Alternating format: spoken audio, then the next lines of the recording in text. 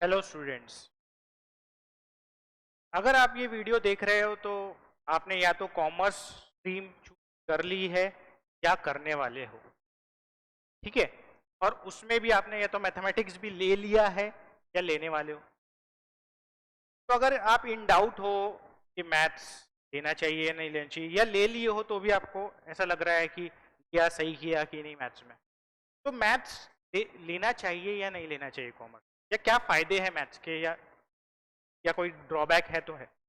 पहली बात, मैथ्स एक ऐसा सब्जेक्ट है जो आपको हमेशा यूज आएगा। हमेशा, बिल्कुल हमेशा यूज आएगा। हर पड़ाव पे आपको लाइफ में कभी ना कभी मैथ्स का लॉजिक लगाना पड़ेगा। मैथ्स एक बहुत ही लॉजिकल सब्जेक्ट है, और अगर आप इसको पढ़ते हैं तो ये आपको हर जगह लॉजिक वाइज काम करने में, आपके बिजनेस से लेके हर चीज में काम आ सकता है। ठीक है। अब ये कॉमर्स में इसका क्या काम है, या अपने एकेडमिक्स में क्या काम है। देखो, एकेडमिक्स में अगर आप मैथ्स लेते हो तो आपके जो भी कॉम्पिटिटिव एग्जाम है, जहां भी आप जाना चाह रहे हैं, आप चाहे तो सीए बनना चाह रहे हैं तो सीए फाउंडेशन में, या आप बैंकिंग से लेके कोई भी कॉम्पिटिटिव एग्जाम में मैथ्स अगर आप पढ़ रहे हो तो this will serve as a brilliant base. और अगर आपने नहीं लिया तो आपका नाता टूट जाएगा, और कोई चीज से नाता टूटा तो वापस जुड़ाना बहुत मुश्किल जाता है। अभी आप 10 तक के फुली मैथ्स पढ़ के आए, तो अपना नाता इसके साथ बनाए रखो। ठीक है। ताकि हम आगे जो भी कॉम्पिटेटिव एग्जाम दे, कुछ भी करे, उसमें हम इजीली, हमारा मैथ्स बैकग्राउंड हो, आराम से चीजें आपको समझते चली जाएंगी। और जो ये न्यू कोर्स चेंज होके मैथ्स आया है, अब तो उन्होंने इतना स्पेसिफिक कर दिया है कॉमर्स के लिए, मींस आपका जो कॉम्पिटेटिव एग्जाम है रिलेटेड टू कॉमर्स फील्ड, उसके हिसाब से कर दिया है ज्यादा। तो it is more of applied maths. Science से काफी डिफरेंट हो गया है अब। It is more applied maths है, और बहुत अच्छा है, और बहुत ही स्कोरिंग सब्जेक्ट है, इसलिए आपको मैथ्स लेना ही चाहिए। और मतलब इसमें आप फुल आउट ऑफ फुल भी स्कोर कर सकते हैं। कोई थियोरेटिकल सब्जेक्ट नहीं है कि मार्क्स थोड़े बहुत कटेंगे ही कटेंगे, ऐसा कुछ भी। ठीक है। तो मैथ्स अगर आप ध्यान दे के पढ़े, पूरी क्लासेस रेगुलर फॉलो करे, डाउट्स बराबर पूछे, 100 आउट ऑफ 100 लाना इम्पॉसिबल नहीं है। ठीक है। बस आपको डेडिकेशन के साथ पढ़ाई करनी पड़ेगी। Can can for 100 out of 100 also. ठीक है। अब हम इसमें कोर्स क्या है, मैथ्स का कोर्स क्या है, तो इन शॉर्ट हम देखते हैं कि मैथ्स का कोर्स क्या है। मैथमेटिक्स दो पार्ट्स में डिवाइडेड है। ठीक है। दो पार्ट्स में डिवाइडेड है मैथ्स। आपका 11th या 12th का जो मैथ्स है वो दो पार्ट्स में डिवाइडेड है। अभी हम 11 मैथ्स की बात करेंगे। ठीक है। पहले 11th में तो क्या है वो देख लेते, फिर बाद में 12वीं की बातें करेंगे। तो 11th में भी दो पार्ट में डिवाइडेड है, और 12th में भी दो पार्ट में डिवाइडेड है। हमारे पास दो अलग अलग बुक्स आती है, और पार्ट 1 मैथ्स पार्ट 1 या मैथमेटिक्स पार्ट 1 एंड पार्ट 2। दो पार्ट्स में डिवाइडेड है, मैथ्स पार्ट 1 एंड पार्ट 2। ठीक है। अब पार्ट 1 पार्ट 2 की अलग अलग बुक आती है, तो अलग अलग ऑब्वियसली चैप्टर्स भी है उसमें। ठीक है। तो हम पहले देखते हैं, ये जो चैप्टर्स आपको सामने दिख रहे हैं, this is chapters of maths 1 part 1। Maths part 1 के ये चैप्टर्स है। अब जो पार्ट 1 है उसमें कैलकुलस, क्योंकि तुम आगे, अब उसकी डेफिनेशन बहुत टेक्निकल है। ठीक है। वो आगे में जब हम पढ़ेंगे तब देखेंगे कैलकुलस क्या होता। ठीक है। अभी से क्योंकि हम सिर्फ इंट्रोडक्शन देख रहे हैं, थोड़ा थोड़ा क्या है करके। ठीक है। अब ज्यादा कैलकुलस का पार्ट है। ठीक है। थोड़ा सा कोऑर्डिनेट ज्योमेट्री है। Coordinate geometry in the sense वो स्ट्रेट लाइंस वगैरह तुम 10th में जो पढ़ के आए होंगे, स्ट्रेट लाइन, सर्कल, इस ये पार्ट ऑफ मैथमेटिक्स को कोऑर्डिनेट ज्योमेट्री बोला जाता है। ठीक है। वो है, और जैसे कि मैंने बताया कैलकुलस है। ठीक है। और थोड़ा एलजेब्रा है। ठीक है। अब तो कौन कौन से चैप्टर्स है इसमें, total 9 chapters we have in mathematics part 1। और पार्ट 2 स्टैटिस्टिक्स ज्यादा है, वो बाद में देखेंगे पार्ट 2, पहले पार्ट 1 का देखते। तो पार्ट 1 में कौन कौन से चैप्टर है।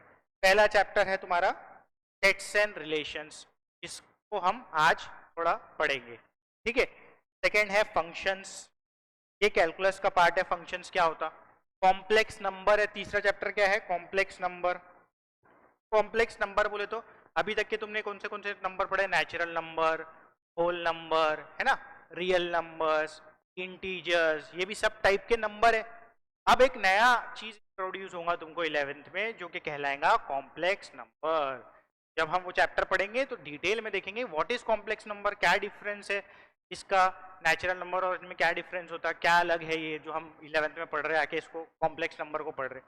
ठीक है, फिर sequence and series. Sequence and series तो 10th में पढ़ते ही हो तुम, है ना, सीक्वेंस एंड सीरीज तो 10th में पढ़ते ही हो, लेकिन थोड़ा सा एडवांस वर्जन इसका 11th में है। ठीक है, एपी पढ़ के ही आए होंगे तुम, एपी भी है, थोड़ा सा जीपी ज्यादा है, एचपी है ना, मिसलेनियस सीरीज है, तो ऐसी सब चीजें हैं, इंसर्टिंग एम्स जेम्स, ऐसा करके अलग अलग टॉपिक्स है, वो जब हम चैप्टर लेंगे तब देखेंगे। फिर पांचवा चैप्टर जो है तो क्या है कोऑर्डिनेट ज्योमेट्री से रिलेटेड, वो है straight line and locus. Locus में तो एक ऐसे पॉइंट्स होते हैं, सेट ऑफ पॉइंट्स होते हैं जो पर्टिकुलर कंडीशन को सेटिस्फाई करते हैं, जैसे सर्कल एक लोकस ही है। ठीक है, स्ट्रेट लाइन तो पता ही है तुमको, तो डिटेल में तो बाद में ही देखेंगे। स्ट्रेट लाइन तो पता ही है तुमको, स्ट्रेट लाइन से रिलेटेड सब प्रॉपर्टीज देखेंगे, उसकी इक्वेशंस देखेंगे, what are the equations of straight line, है ना। फिर आता है डिटर्मिनेंट्स जो कि नई चीज है तुम्हारे लिए, डिटर्मिनेंट्स। ठीक है, ये भी देखेंगे क्या होता। फिर ये सब जो है ये सब तुम्हारे लिए नया है, कंटिन्यूटी, लिमिट्स, कंटिन्यूटी, डिफरेंशिएशन, ये सब कैलकुलस का पार्ट है। ठीक है, ये पूरा कैलकुलस का पार्ट है इतना, और ये भी कैलकुलस का पार्ट में ले सॉरी फंक्शंस भी कैलकुलस के पार्ट में ले सकते हैं हम। ठीक है, लेकिन मेजरली क्या है तुम्हारा कैलकुलस का पार्ट? मेजरली तुम्हारा लिमिट्स, कंटिन्यूटी, डिफरेंशिएशन है, वो हम देखेंगे क्या है करके क्या नहीं है। ठीक है, अब पार्ट 2 में क्या क्या है देखते हैं। ये सिर्फ ओवरव्यू है, अब इससे डायरेक्टली 5 मिनट में तो नहीं समझ में आएगा क्या है करके, है ना, ये ओवरव्यू बता रहा हूँ कि ऐसी ऐसी चीजें हैं तुम्हारे पास। फिर ये आता तुम्हारा मैथ्स पार्ट 2। पार्ट 2 में क्या क्या है? Partition values. पार्टीशन वैल्यूज पहला चैप्टर जो अपना, इसमें स्टैट्स ज्यादा है, स्टैट्स। ठीक है, पार्टीशन वैल्यू जो है में थोड़ा बहुत इसका पढ़ के आए।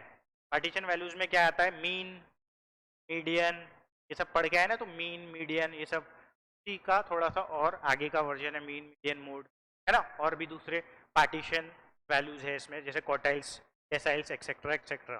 ठीक है, जैसे मीन मीडियन मोड है ना तुम्हारे। फिर उसके बाद मेजर ऑफ डिस्पर्जन है, ये भी तुम्हारा पूरा स्टैट्स का ही पार्ट है। अब डिस्पर्जन क्या होता ये सब भी देखेंगे हम डिटेल में, कि तुम्हारा डेटा कितना इनकंसिस्टेंट है या कंसिस्टेंट है, ये सब चीज़ें पता चलती है अपने को। स्क्यूनेस, तुम्हारा डेटा कितना स्क्यूड है, ये सब लेकिन टेक्निकल टर्म से बाद में पता चलेंगे जब हम पढ़ेंगे। तो ऐसा करके बाइवेरिएट फ्रीक्वेंसी, कोरिलेशन, ये कोई दो चीज़ है, कोई दो टाइप्स ऑफ डेटा है, जैसे कि स्टूडेंट्स का आईक्यू और उनके मार्क्स, क्या इनके बीच में कोई रिलेशन है? आईक्यू ज़्यादा होता तो मार्क्स क्या ज़्यादा होते? कोरिलेटेड है क्या डेटा, ये हम कोरिलेशन में पढ़ते। परम्यूटेशन एंड कॉम्बिनेशन 6 चैप्टर जो है उसमें ये अरेंजमेंट पढ़ते हम। ठीक है, ये 4 लोग बैठे हैं तो कितने तरीके से वो फोटो खिंचवा सकते हैं। फॉर एग्जांपल 3 लेटर है ABC, कितने तरीकों से ये लेटर ABC को अरेंज किया जा सकता है। ठीक है, जैसे कि ABC हो गया, ACB हो गया एंड सो ऑन। ठीक है, इस तरीके से टोटली 6 वेज आएंगे इसमें, वो सब बताएंगे हम कैसे आएंगे करके। तो ये क्या होता है? परम्यूटेशन होता है कि कितने तरीकों से आप ऑब्जेक्ट्स को जमा सकते हैं, और डिटेल में सब देखेंगे कॉम्बिनेशन वगैरह क्या है। प्रोबेबिलिटी तो हम पढ़ते ही आ रहे। ठीक है, ये क्या है? साइंस ऑफ चांसेस है, क्या चांस है एक पर्टिकुलर इवेंट के होने के। प्रोबेबिलिटी क्या है वो तो तुमको थोड़ा बेसिक उसका पता है। लीनियर इन इक्वेशंस पढ़ेंगे, अभी तक के तुमने इक्वेशंस से डील करे है ना, इक्वेशंस से अभी तक के तुमने डील करे हैं, यहाँ पर इन इक्वेशन क्या होता है वो देखेंगे। फिर आता है लास्ट चैप्टर तुम्हारा कमर्शियल मैथमेटिक्स। कमर्शियल मैथमेटिक्स में तो जैसे कि परसेंटेज, ठीक है, GST CST ये सब की कैलकुलेशन, और भी बहुत सी चीज़ें, ये सब की कैलकुलेशन हम देखेंगे कमर्शियल मैथमेटिक्स में। तो ये एक सिंपल सा ओवरव्यू है, मैं ऐसा नहीं बोलूँगा ये तुमको समझ गया होगा क्या क्या चैप्टर्स है, इतने ईजिली समझ जाता क्या क्या चैप्टर्स है तो मैथ्स का कोर्स क्यों खत्म हो जाता है ना। जब हम डिटेल्ड में एक एक चैप्टर पढ़ेंगे तो हर एक चैप्टर क्या है, क्या बोल रहा हो, उसका क्या काम है, वो सब हम देखेंगे अपनी क्लासेस में मैथ्स में। तो आज हम स्टार्ट करते मैथमेटिक्स पार्ट 1 से, जो अपना फर्स्ट चैप्टर है इसी से स्टार्ट करते हैं आज। ठीक है, फर्स्ट चैप्टर स्टार्ट करते हैं आज मैथमेटिक्स पार्ट 1 का। इसकी बुक जो है महाराष्ट्र स्टेट बोर्ड की बुक आती है, टेक्स्ट बुक, जो कि तुम्हारी 10th तक की भी आती थी, वही बुक हमको फॉलो करना है। It is the best book for 11th as well as 12th। ठीक है, एंड योर बोर्ड एग्जामिनेशन वो पक्की करना है अपने को, एक एक चीज उसकी एक एक लाइन पक्की करना है हमें। ठीक है, तो आज हम सीक्वेंस वाइज ही जाते हैं। पहला चैप्टर जो कि पार्ट 1 का है, सेट्स एंड रिलेशंस, वो हम समझने की कोशिश करते क्या है। ठीक है,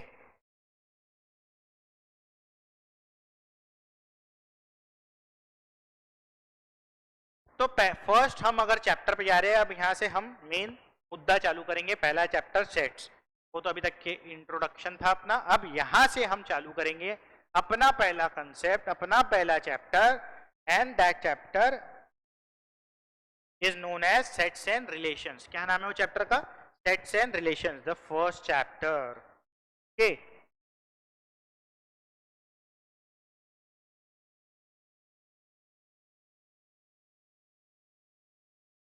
सेट्स एंड रिलेशंस। लेकिन सबसे पहले मैं सेट्स पहला पार्ट पढ़ाऊंगा। ये चैप्टर में सेट्स एंड रिलेशंस दोनों चीजें हैं, लेकिन पहले एक एक सीक्वेंस वाइज जाएंगे। पहले पता होना सेट्स क्या होता, तभी तो रिलेशन पता चलेगा ना। तो सबसे पहले हम पढ़ते हैं सेट्स के बारे में कि भैया सेट्स क्या होता। अब सेट क्या होता है ये पता है क्या तुमको? बता सकते हैं क्या कोई? सेट ऐसा इन जनरल लिटरल मीनिंग क्या है सेट की? क्या मीनिंग होती सेट की? कोई भी चीज को जमा कर लो तो सेट बोलते हैं ना अपन। तुमने देखिए ज्वेलरी का सेट, मेरा ज्वेलरी का सेट लग रखा है, लड़कियां बोलेंगी। ठीक है, लड़कों का कुछ और का सेट हो सकता। ठीक है, तो ऐसा करके सेट लिटरल मीनिंग तो ये होती है। लेकिन मैथमेटिक्स में क्या होती है सेट की मीनिंग? दैट इज इंपॉर्टेंट कि मैथमेटिक्स में सेट की मीनिंग क्या होती है भाई। तो मैथमेटिक्स में भी सेट एक कलेक्शन है, मैथमेटिक्स में भी सेट एक कलेक्शन है, लेकिन किस टाइप का कलेक्शन है वो बहुत इंपॉर्टेंट है। तो मैं इसकी डेफिनेशन लिखता हूं।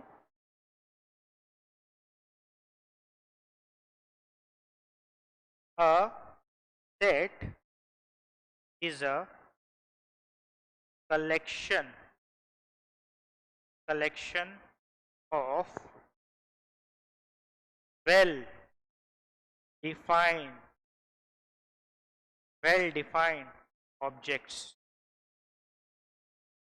तो सेट क्या है? सेट है एक कलेक्शन, कौन से ऑब्जेक्ट का? कौन से ऑब्जेक्ट का? वेल डिफाइंड ऑब्जेक्ट का। This is very important here. Well defined object का कलेक्शन है भाई सेट। कोई भी कलेक्शन नहीं चलता मैथमेटिक्स में। कैसा होना चाहिए वो कलेक्शन? वेल डिफाइंड होना चाहिए। तो क्या मतलब है वेल डिफाइंड के? देखते हम पहले कुछ सेट्स के एग्जांपल्स देखते, उससे समझ जाएगा तुमको सेट्स क्या होते।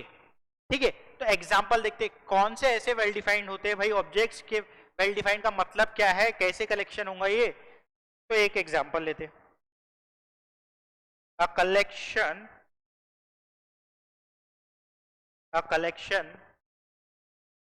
of vowels of English letters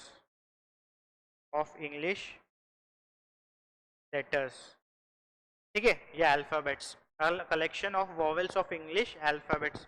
तो क्या होता है कलेक्शन ऑफ वॉवेल्स? बता सकता है क्या कोई? अगर मैं बता रहा हूं collection of vowels of English letter क्या है, तो मैं क्या लिखूंगा? मैं लिखूंगा इसमें आता है AEIOU, यही आता है ना कलेक्शन। इसके कलेक्शन में यही आ सकता है ना, इसके अलावा कुछ और आ सकता है क्या? अब अगर तुमने कोई अपने फ्रेंड से पूछे, या तुमने इंग्लिश टीचर से पूछे, मैं तो मैथ्स टीचर हूं, तुमने इंग्लिश टीचर से पूछे, वो भी क्या बताएगा? AEIOU। तुमने पूछे कोई तुम्हारे इकोनॉमिक्स के टीचर से, वो भी यही बताएगा। कोई पूरे दुनिया में जिसको इंग्लिश आती होंगी वो क्या बोलेगा? सेट को इसी से डिफाइन करेगा। काय से डिफाइन करेगा? AEIOU। कोई दूसरा डेफिनेशन या कोई दूसरे लेटर्स आएंगे क्या इसमें? कोई दूसरे अल्फाबेट आएंगे क्या इसमें? नहीं आएंगे। तो ये क्या हुआ? ये हुआ सेट।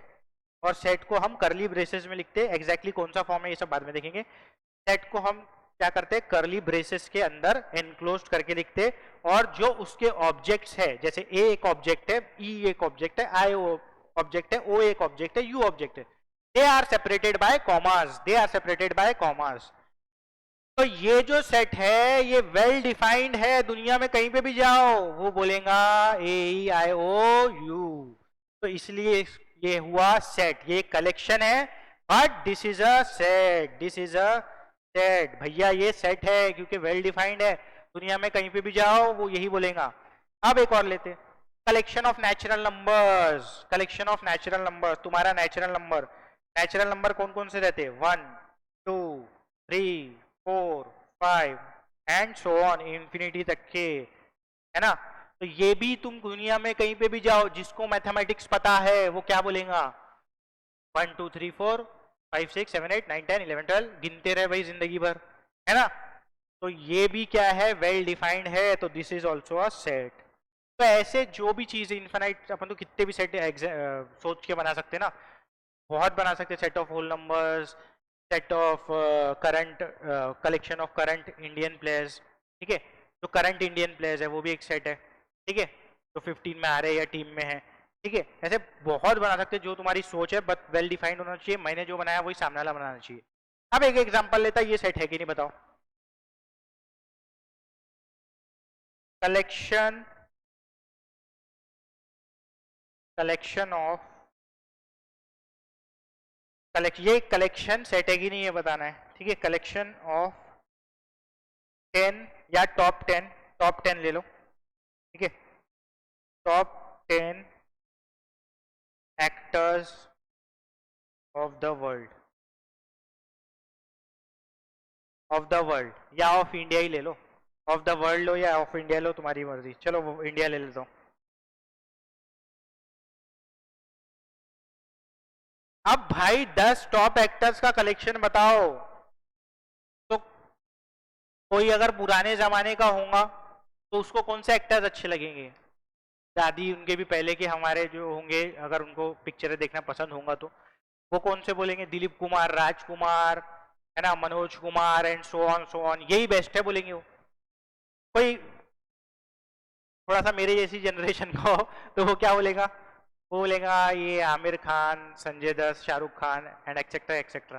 कोई एकदम नई जनरेशन का हो वो क्या बोलेगा, वो बोलेगा ये जो भी नया एक्टर्स है, क्या नाम है उन लोग का, रणबीर कपूर और जो भी है एंड सो ऑन, या दोनों का मिक्सचर भी हो सकता है, कोई बोल सकता है ये पुराने भी अच्छे कोई नए भी अच्छे, लेकिन सबके हिसाब से टॉप 10 एक्टर्स क्या होंगे, अलग अलग होंगे। मेरा बोलने का मेन मकसद क्या है, सबके हिसाब से अलग अलग होंगे, हो सकता है किसी को पुराने जनरेशन की भी पसंद, नई जनरेशन की भी पसंद, किसी को सिर्फ पुराने पसंद, किसी को सिर्फ नए पसंद, है ना, और सबके नाम अलग अलग आएंगे।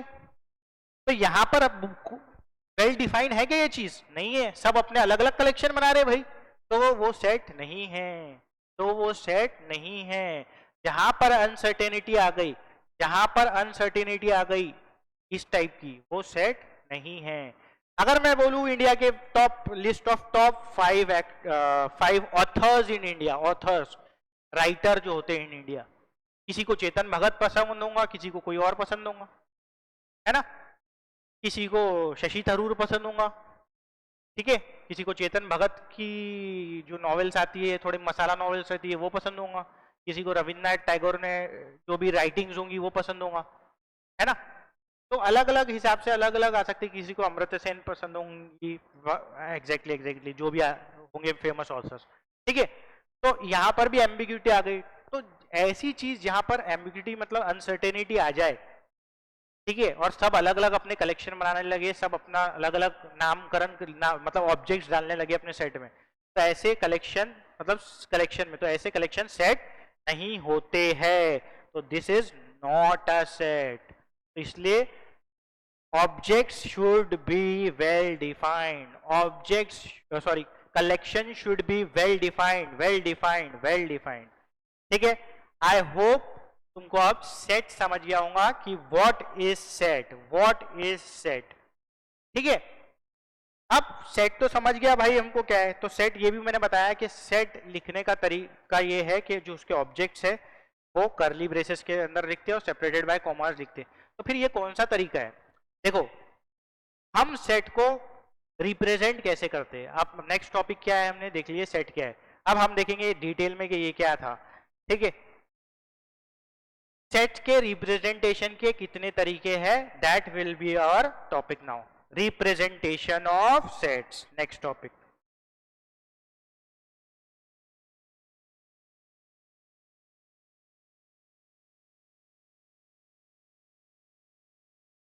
Representation of sets. सेट्स को कैसे रिप्रेजेंट करते हैं, सेट्स को कैसे रिप्रेजेंट करते हैं, कैसे लिखते हैं. ठीक है, लिखने के क्या क्या तरीके हो सकते हैं सेट्स के, ये पढ़ना है अब हमको. ठीक है, रिप्रेजेंटेशन ऑफ सेट्स. ठीक है, तो रिप्रेजेंटेशन ऑफ सेट्स कैसे होता है, तो दो तरीके हैं हमारे पास रिप्रेजेंटेशन ऑफ सेट्स के. कितने तरीके, दो तरीके. पहला तरीका है रोस्टर मेथड. क्या है पहले तरीका, roster method. Representation of sets consist of two methods. पहला तरीका है रोस्टर मेथड, दूसरा तरीका है रूल मेथड या set builder method. Set builder method, इसी को रूल मेथड बोलते. ठीक है, और रोस्टर मेथड को ही क्या बोलते, लिस्ट मेथड. क्या बोलते, लिस्ट फॉर्म. रोस्टर फॉर्म भी बोलते इसको और मेथड भी बोलते, और वैसे ही लिस्ट फॉर्म या लिस्ट मेथड भी बोलते इसको. सेट बिल्डर फॉर्म को क्या बोलते, और एक और नाम रूल मेथड, RULE, रूल. कोई रूल लिखते हम. ठीक है, अब ये होता क्या है, ये क्या होता है, कैसा मेथड, अलग अलग क्या है ये, अब हम यहां देखेंगे.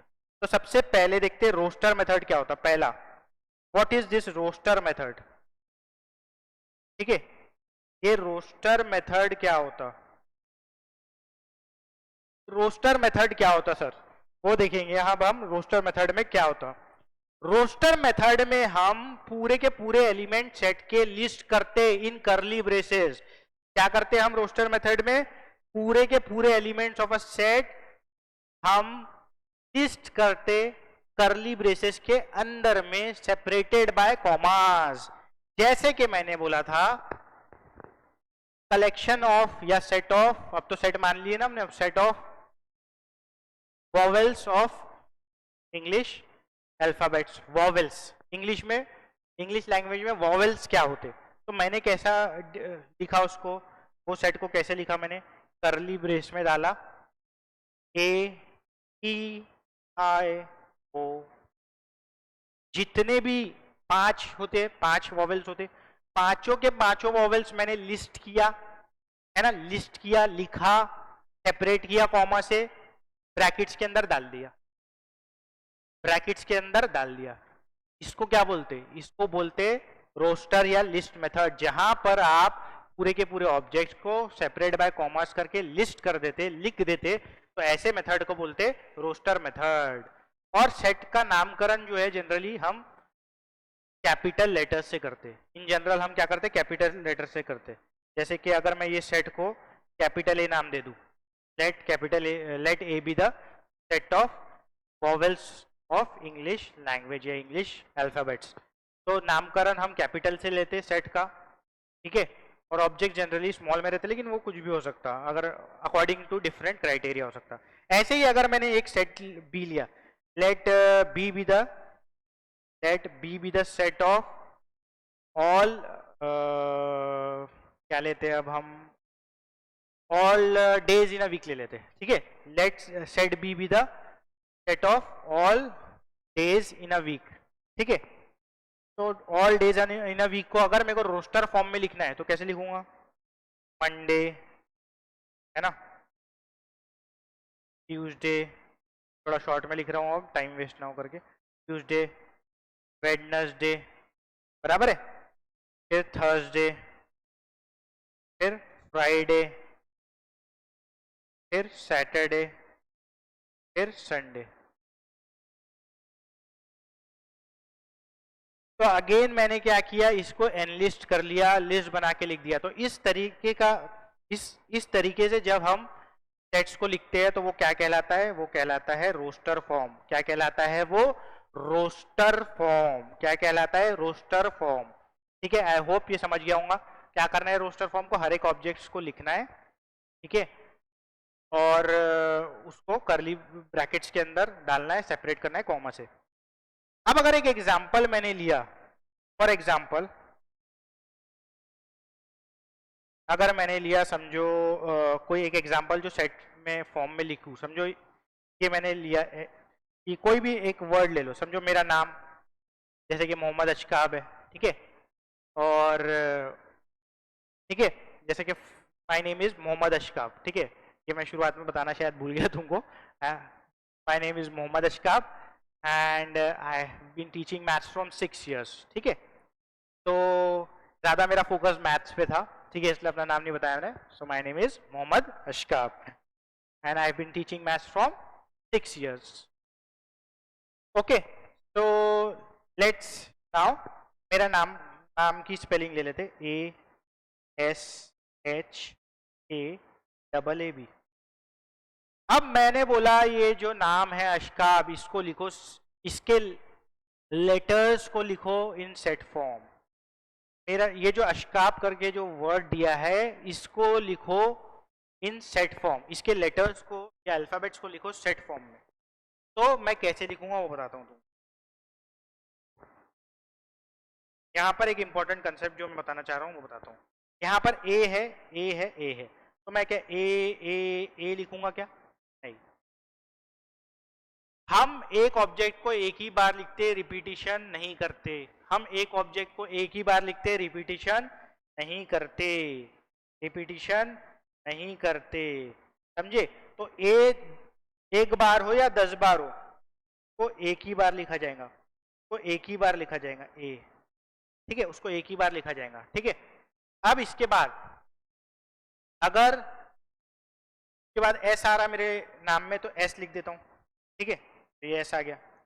उसके बाद एच आ रहा हूँ तो एच लिख देता हूँ, के आ रहा तो के लिख देता हूँ, फिर बी आ रहा तो बी लिख देता हूँ। तो ये एक सेट हो गया। समझो मैंने सेटकरण का नाम कर दिया एक्स या जेड ले लिया, चलो जेड, ये सेट का नाम मैंने जेड दे दिया। अब ये एक सेट लिख लिया मैंने जेड। अब इसके बाद अगर मैंने कोई किसी ने बोला कि एक सेट है, समझो किसी ने बी नामकरण कर दिया, एक सेट, यही सेट का किसी ने बी नामकरण कर दिया।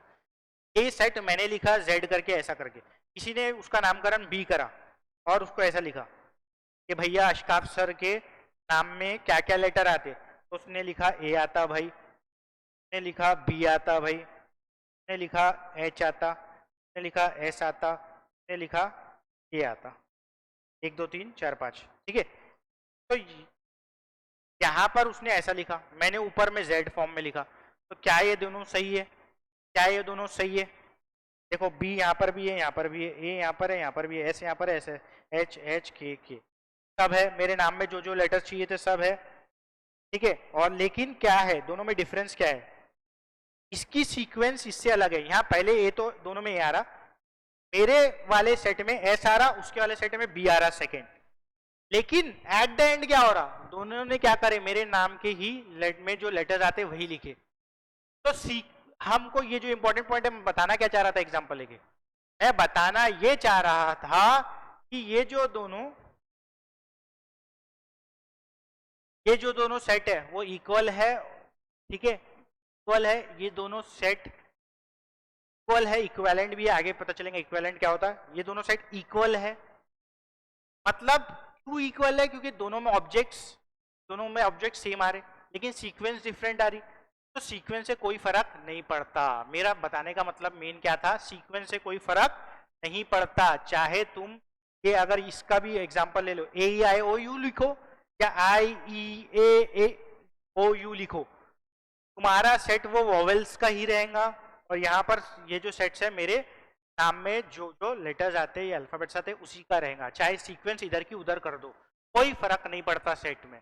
और एक तो दो चीजें पता चली यहाँ हमको, एक तो हमको एलिमेंट्स को रिपीट नहीं करना है, तो ऑब्जेक्ट्स उसको रिपीट नहीं करना है, दूसरा sequence is not important in set, ठीक है। और रोस्टर फॉर्म में कैसे लिखते हैं ये हमने पढ़े, पूरे के पूरे एलिमेंट्स को लिस्ट किया जाता है, लिखा जाता है, ठीक है। अब हम जाते हैं हमारे सेकेंड फॉर्म पे, अब हम क्या जाते हैं हमारे सेकेंड फॉर्म पे। हमारा जो सेकेंड फॉर्म है वो है set builder form.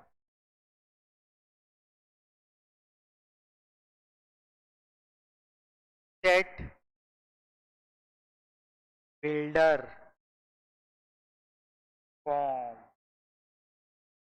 Set builder form, set builder form, इसी का एक और नाम क्या बताया था, रूल मेथड या rule form, RULE rule form.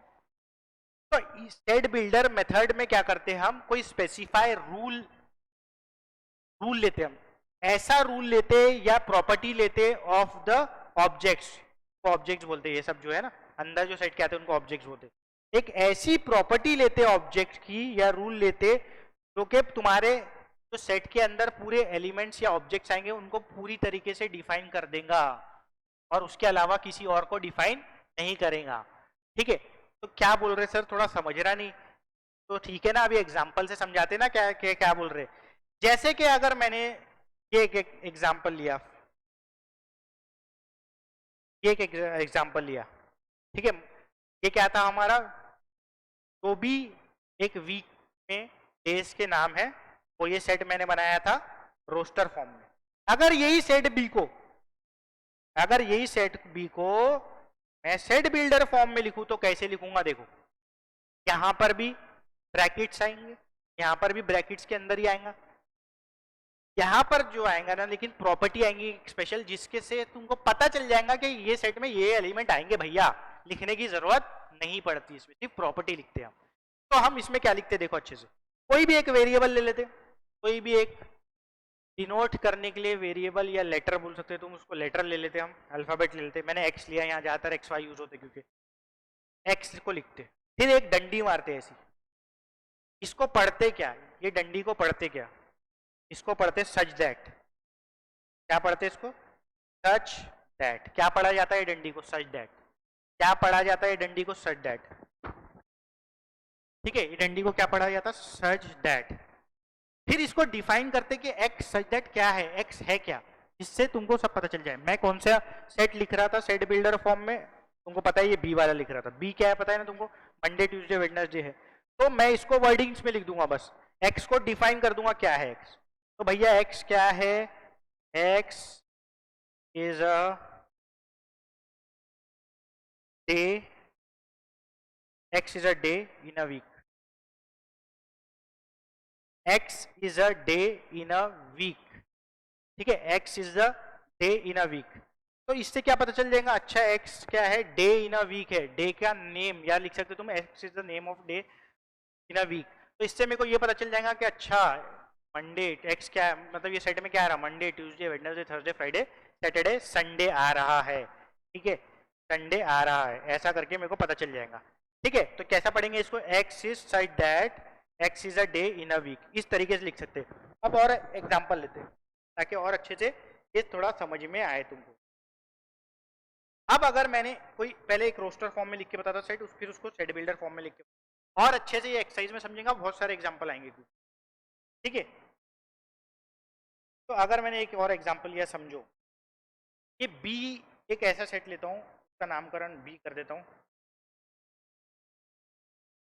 ठीक है, नामकरण बी कर देता हूँ, और वहां पर मैं नेचुरल नंबर का स्क्वायर लेता हूँ, क्या करता हूँ, नेचुरल नंबर का स्क्वायर लेता हूँ, नेचुरल नंबर का स्क्वायर लेता हूँ, कैसे लूंगा नेचुरल नंबर का स्क्वायर, 1, ठीक है, या 2 का नेचुरल नंबर 2 है तो क्या होगा, 2 का स्क्वायर 4, फिर 9, 3 का स्क्वायर 9, 4 का स्क्वायर 16, ठीक है, फिर 25, ऐसा करते करते अगर पूरे नेचुरल नंबर का ले रहा हूँ तो क्या आएगा, dot dot dot dot dot infinity तक के आएंगे, ठीक है, dot dot dot dot infinity तक के आएंगे, इसको इन्फिनाइट सेट बोलते हैं, आगे में आएंगी पूरी डेफिनेशन। इन्फिनाइट सेट को तो पूरा नहीं लिख सकते, हमारी जिंदगी निकल जाएगी नहीं तो, ए का स्क्वायर, तो क्या करते हैं डॉट डॉट डॉट डॉट डाल के समझ जाते कि आगे ऐसे ही आने वाला है, ठीक है। अब ये तो रोस्टर फॉर्म में, ये रोस्टर फॉर्म में, अगर इसी को मैं ए सेट बी को मैं अगर लिखना चाहूं सेट बिल्डर फॉर्म में तो कैसे लिखूंगा, सेट बिल्डर फॉर्म में कैसे लिखूंगा, मैं लिखूंगा एक्स, फिर उसको डिफाइन करूंगा एक्स क्या है, X is such that,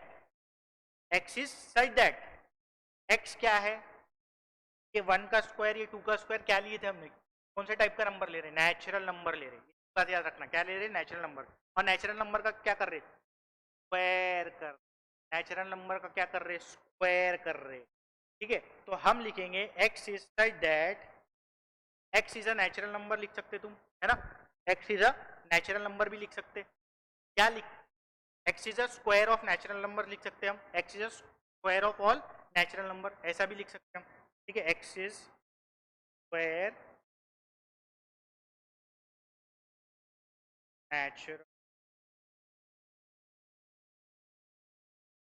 x is square of natural number तो ठीक होना चाहिए। अच्छा, x is square of natural number, यहाँ पर 1 का स्क्वायर आएगा, 2 का स्क्वायर आएगा, 3 का स्क्वायर आएगा, 4 का स्क्वायर आएगा, इस तरीके से आएगा, ये हम लिख सकते हैं। ठीक है, या हम क्या कर सकते हैं, एक और इसको और अच्छे से, ये भी सही है, और तरीके से क्या लिख सकते हैं, x is such that x के नेचुरल नंबर को बिलोंग्स करता है। इसका मतलब क्या है, देखो ये जो साइन यूज कर रहे हैं हम, इसको क्या बोलते हैं, एपिसिलोन बोलते हैं साइन को, और इसको पढ़ते कैसे, बिलोंग्स टू, क्या पढ़ते हैं इसको, बिलोंग्स टू, क्या पढ़ते हैं इसको, बिलोंग्स टू। ये साइन को देख लो, इस तरीके की ये साइन है, तो हम पढ़ते हैं belongs to, x belongs to natural number. यहाँ क्या बोल दिया हमने, x belongs to natural number, तो हमारा कुछ पार्ट ऑफ सेट तो डिफाइन हो गया कि एक्स जो है वो नेचुरल नंबर को बिलोंग करता है, लेकिन एक्स का क्या लेना है, एक्स का स्क्वायर लेना है, एक्स का क्या लेना है, स्क्वायर लेना है। एक्स इस तरीके से भी लिख सकते हैं हम, ठीक है, या x is equal to n का स्क्वायर। सबसे बेस्ट तरीका तो क्या हो जाएगा इसका, इस तरीके से कर लेंगे, ज़्यादा बेस्ट तरीका क्या होगा, एक्स इज सच दैट, ठीक है, x belongs to natural number, x काय को बिलोंग्स करता है, नेचुरल नंबर को बिलोंग करता है, या एक्स इज इक्वल टू, जगह क्या लिख दो, x is equal to n square. ये और अच्छे से डिफाइन कर देंगे, देखो ये भी सही है, जो पहले बताया था वो भी सही है, और उसको सबसे स्पेसिफिक डिफाइन करने का तरीका क्या होगा, x is equal to n square लिख दो। ठीक है, अब x is equal to n square लिखने के बाद क्या भैया, एन का एक्स एन का स्क्वायर है, लेकिन एन क्या है, एन क्या है भाई, एन है नेचुरल नंबर, एन क्या है, बिलोंग्स टू कैपिटल एन, और कैपिटल एन क्या डिनोट कर रहा है, नेचुरल नंबर। ये सबसे बेस्ट लिखने का तरीका हो, ये सबसे बेस्ट लिखने का तरीका हो, एक्स इज एन का स्क्वायर। अच्छा, मतलब एक्स तो तुम्हारे सेट में आ रहा है, लेकिन एक्स क्या है, एन का स्क्वायर है। अच्छा, तो एन का स्क्वायर क्या होगा, एन क्या है भाई, एन नेचुरल नंबर है, तो एक्स इज इक्वल टू क्या आ जाएगा, एन, एन का स्क्वायर, तो एन क्या है, वन, वन का स्क्वायर, फिर एन नेचुरल नंबर अगला क्या है, टू, टू का स्क्वायर, ये पूरे नंबर्स पे यहाँ पहुंच जाओ। समझा, सबसे बेस्ट तरीका क्या है, x such that x is equal to n square लो, फिर एन बिलोंग्स नेचुरल नंबर बता दो। समझा, आई होप तुम समझ गया हूँ, ठीक है, आई होप तुमको समझ गया हूँ। ठीक है, अगर इस पे बेस्ड एक्सरसाइज लेंगे तो देखो सेट बिल्डर फॉर्म में हो सकता है तुमको थोड़ा डाउट जा रहा है, सच दैट वगैरह में क्या है, हम ज़्यादा बेस्ट जैसे ही मैं एक्सरसाइज के प्रॉब्लम लूंगा पूरा तुम्हारे समझ में आएंगी चीज। ठीक है, जैसे ही 1.1 एक्सरसाइज स्टार्ट करेंगे, हम एक्सरसाइज 1.1 स्टार्ट करेंगे तो पूरी चीजें समझ में आएंगी अच्छे से। ठीक है, जब हम एक्सरसाइज 1.1 लेंगे ज़्यादा बेटर तरीके से समझ में आ जाएगा तुम, वहाँ पर हम सेट बिल्डर फॉर्म में कैसा लिखना है और अच्छे तरीके से देखेंगे। तो अगर सेट बिल्डर फॉर्म में अभी कोई डाउट जा रहा है, have to wait a little. ठीक है, बस हम रूल लिखेंगे, इतना याद रखो, ऐसे तरीके से लिखेंगे ताकि वो प्रॉपर्टी की, ताकि ऐसी प्रॉपर्टी लिखेंगे ताकि पूरे सेट, पूरे जो एलिमेंट सारे सेट में वो डिफाइन हो जाए। जैसे कि यहाँ पर लिखा मैंने, एक्स नेचुरल नंबर ले लिया, x square of natural number ले लिया, तो भी ये पूरा आ जाता था, लेकिन ज़्यादा अच्छा बेटर क्या तरीका है, मैंने बोला इसको ऐसा लिखो, एक्स को क्या लो, एन का स्क्वायर लो, फिर एन बता दो क्या है, वन का स्क्वायर है, टू, एन क्या है, नेचुरल नंबर है, तो वन का स्क्वायर, टू का स्क्वायर, थ्री का स्क्वायर, इस तरीके से सब चीज़ें आ जाएंगी। ठीक है, आई होप यहाँ तक के तुमको समझ गया। अब अगला जो है, हमने पढ़ लिए कि सेट्स को लिखने के, रिप्रेजेंट करने के दो तरीके हैं, एक है लिस्ट फॉर्म, ठीक है, जिसमें हम लिस्ट कर दिए थे पूरे के पूरे एलिमेंट्स, या रोस्टर फॉर्म, और दूसरा सेट बिल्डर फॉर्म। या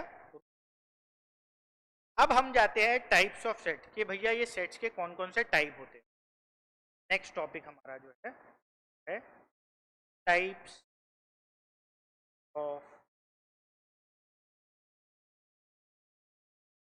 ऑफ सेट। अब टाइप्स ऑफ सेट जो है क्या क्या रहते हैं वो देखते हैं एक एक सीख।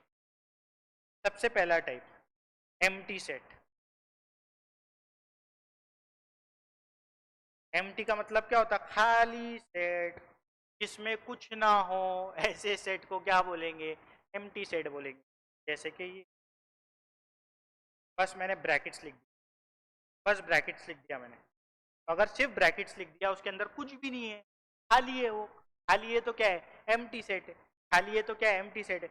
इसका दूसरा नाम एम्प्टी सेट का क्या हो सकता है? Void set. एक और नाम क्या बोल सकते हैं इसको हम?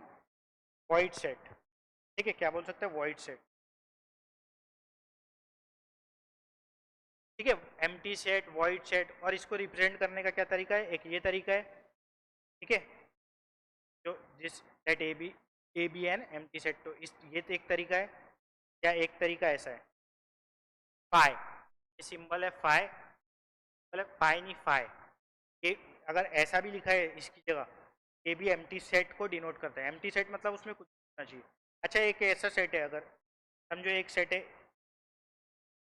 या बी जो नाम देना है तो लिखा है, तो क्या ये भी एम्प्टी सेट है? क्या ये भी एम्प्टी सेट है? क्या ये भी एक एम्प्टी सेट है?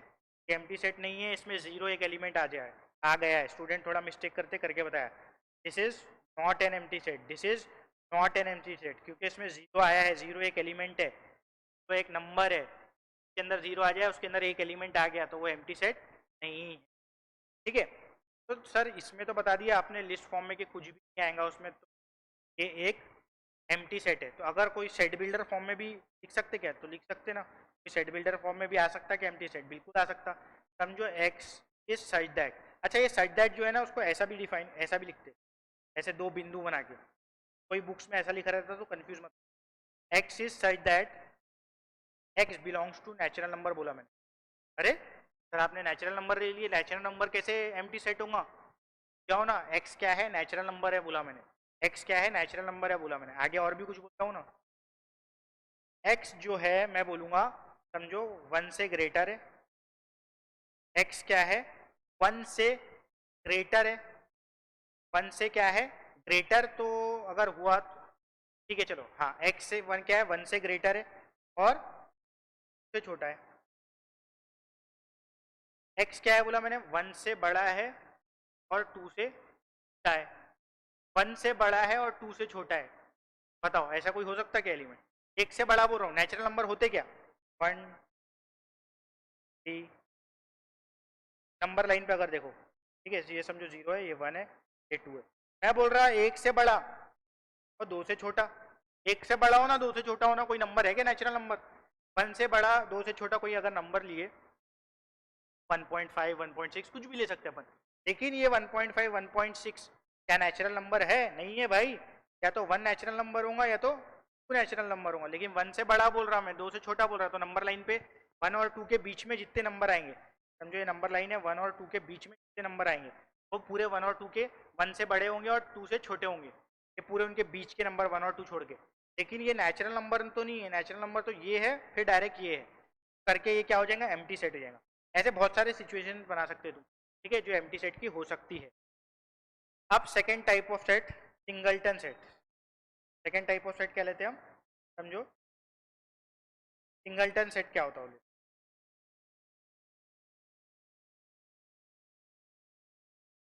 ठीक है, नेक्स्ट क्या है अपना type? Singleton set.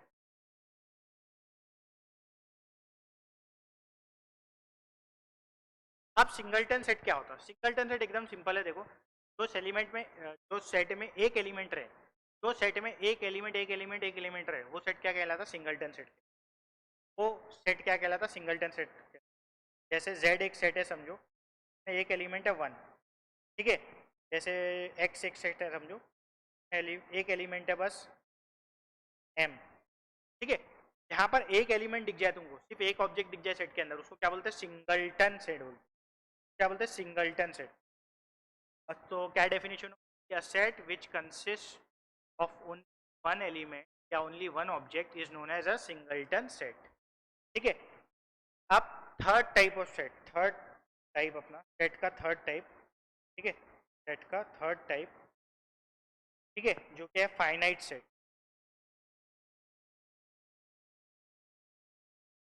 Finite set जैसे कि नाम पता चल रहा है, जिसमें फाइनाइट एलिमेंट्स हो, वो क्या कहलाएगा? Finite set. फाइन, जैसे कि मैंने अपन ने जो एग्जांपल लिया वॉवेल्स का, समझो ये है अ सेट ऑफ वॉवल्स, ए आई। तो वॉवेल्स 5 ही है, फाइनाइट है, करके ये सेट क्या कहलाएगा? फाइनाइट सेट कहलाएगा। क्या से कहलाएगा ये सेट? फाइनाइट सेट कहलाएगा। ठीक है। ऐसे ये जो है ये सिंगलटन सेट में एक एक एलिमेंट है, फाइनाइट है, ये भी क्या कहलाएगा? फाइनाइट सेट कहलाएगा। ठीक है। ये अब ये जो सेट था, ये जो सेट था, ये फाइनाइट है क्या? नहीं है फाइनाइट, क्योंकि इसमें तो इनफाइनाइट एलिमेंट जा रहे हैं ना भाई, 1 4 9 6 25 36 49 एंड सो ऑन। ये फाइनाइट नहीं था, इसी को क्या बोलेंगे? Infinite set. तो अपना चौथा टाइप है इनफाइनाइट सेट। ये हो जाएगा इनफाइनाइट सेट का एग्जांपल। क्या हो जाएगा? इनफाइनाइट सेट का एग्जांपल। ये क्या का एग्जांपल हो जाएगा? इनफाइनाइट सेट का। ये फाइनाइट सेट हो गया। अब चौथा जो टाइप है अपना क्या है? Infinite set.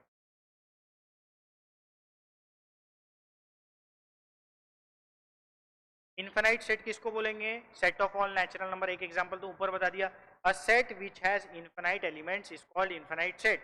जैसे कि set of natural number, natural number के सेट को जनरली एन से रिप्रेजेंट करते हैं। एन हो जाएगा 1 dot dot dot dot dot, जाओ इन्फिनिटी तक के जाओ। ठीक है। Set of whole number, set of whole number क्या हो जाएगा? 0 1 3 5 dot dot dot dot infinity तक के जाओ। ये सब क्या हो जाते?